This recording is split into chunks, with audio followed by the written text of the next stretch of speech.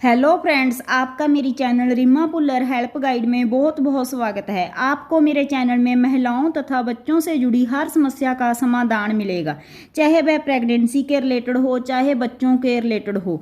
तो आप मेरी चैनल को अभी सब्सक्राइब करें और साथ घंटी को भी ज़रूर दबाएं ताकि मेरी नई वीडियो आपके पास जल्द से जल्द पहुँच सकें। Hello friends, welcome to you Rima Puller help guide. Friends, आज की इस वीडियो में हम बात करेंगे कि प्रेगनेंसी के दौरान होने वाले सर्दी जुकाम से बचने के लिए आप आसान घरेलू नुस्खे ही अपना सकते हैं। आइए जानते हैं ऐसे ही कुछ घरेलू उपायों के बारे में।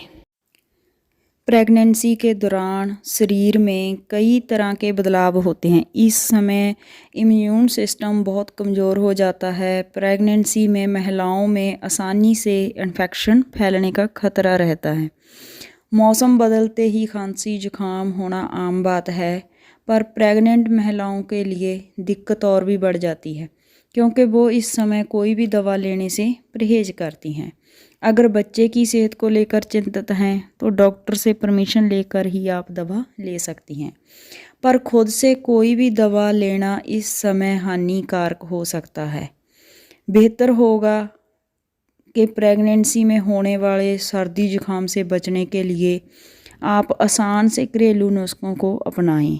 आइए जानते हैं ऐसे ही कुछ घरेलू उपायों के बारे में आपको बताने जा रही हूँ।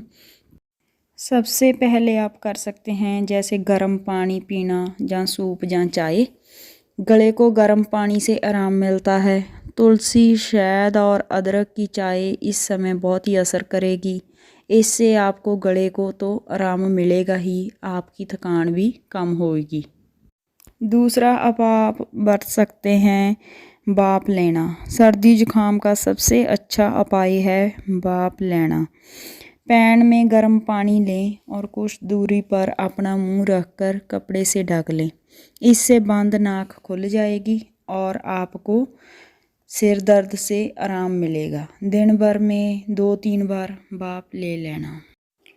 तीसरा उपाय है नीलगिरी का तेल। सर्दी जुकाम से नाक बंद हो जाती है जिससे घुटन सी महसूस होने लगती है।